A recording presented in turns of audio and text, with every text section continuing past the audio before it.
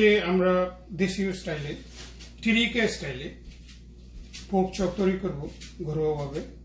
এখানে আমি 5টি বড় বড় পোর্ক চপ নিয়েছি এবং পোর্ক চপগুলোকে আমি সুন্দরভাবে কেচে নিয়েছি বড় চাপাতি দিয়ে, যাতে সব দিকটা মশলাগুলি ঢোকে এন্ড ইজি ম্যারিনেট হয়। এখন ম্যারিনেটের জন্য আমি প্রথমে দিয়ে দিচ্ছি 1 টেবিল চামচ হোল ব্ল্যাক পেপার, এটাকে আমি ক্রাশ করে নিয়েছি। 2 table spoon minced garlic, chop garlic, 1 teaspoon all seasoning powder,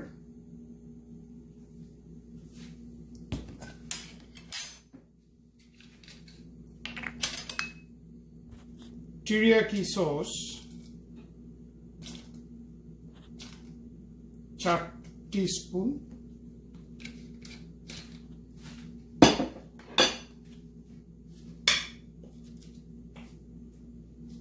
chicken oxo powder 1 teaspoon,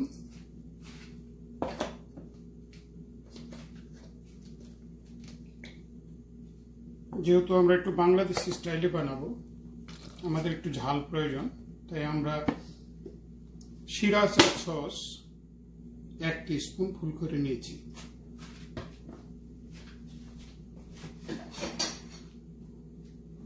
এখন এর সাথে আমরা পরিমাণ মতো তেল দিব, হাফ কাপের মতো।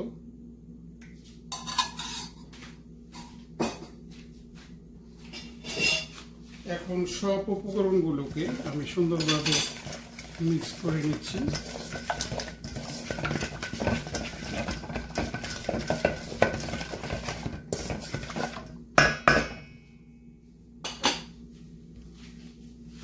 এখন এই ম্যারিনেটের মধ্যে আমি একে একে আমার পোর্ক চপগুলো দিয়ে দিচ্ছি।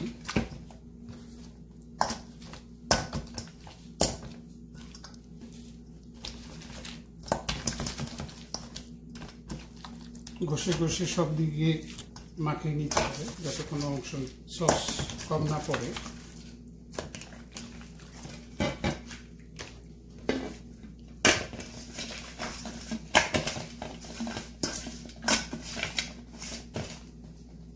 সসগুলো মাখানো রেডি হয়ে গেছে। এখন আমি পোর্ক চপগুলোকে 20 মিনিট রুম টেম্পারেচারে রেখে দিব, সুন্দরভাবে ম্যারিনেট হওয়ার আগ পর্যন্ত। আমি 2টো ফ্রাই প্যান রেডি করে নিয়েছি, আমি 2টার মধ্যে তেল দিয়ে দিচ্ছি স্টেকগুলো ভাজার জন্য, এবং সাথে পেঁয়াজ এবং রেড পেপার এবং কাঁচামরিচ দুটোকে একটু সাথে করে নিব স্টেকের সাথে খাওয়ার জন্য। তেলটা মোটামুটি গরম করে নিতে হবে।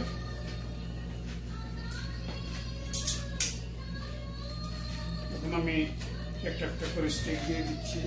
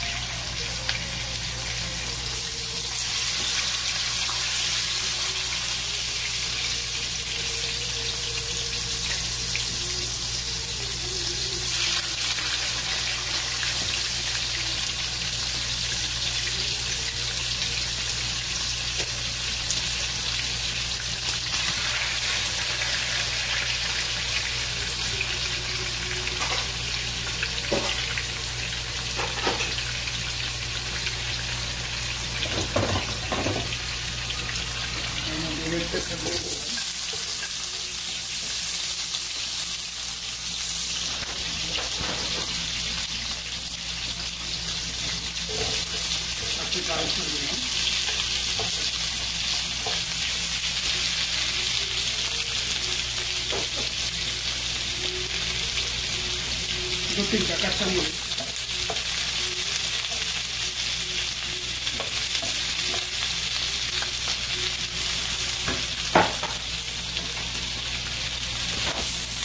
हाफ टीस्पून लवंग,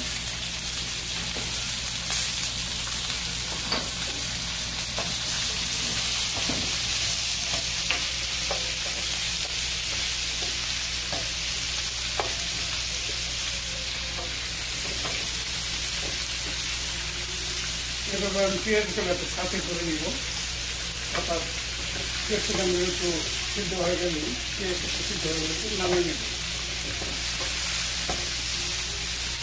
সবগুলোর এক পিস লাল হয়ে গেছে, আমি একে একে গুলতে দিচ্ছি সুন্দর মতো হবে।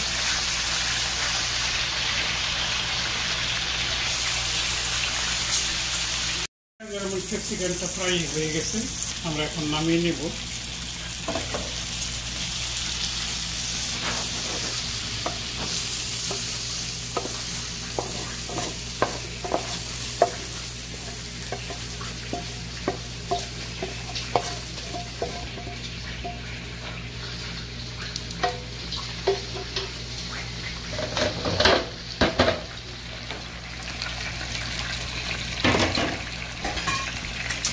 এদিকে পোকচপগুলো হচ্ছে, অনেক বেশি হয়ে গেছে, আবার ঘুরিয়ে দিচ্ছি।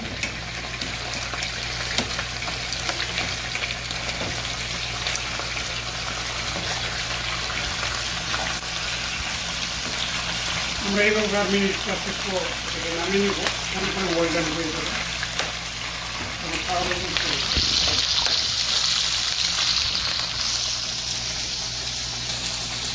পোকচপগুলো রেডি হয়ে গেছে, সুতরাং আমরা তাপটা বন্ধ করে দেব।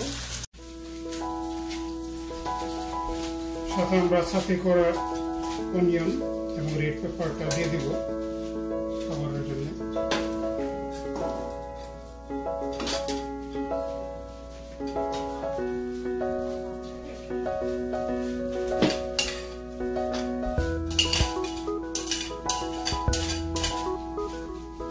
খাবারের জন্য প্রস্তুত।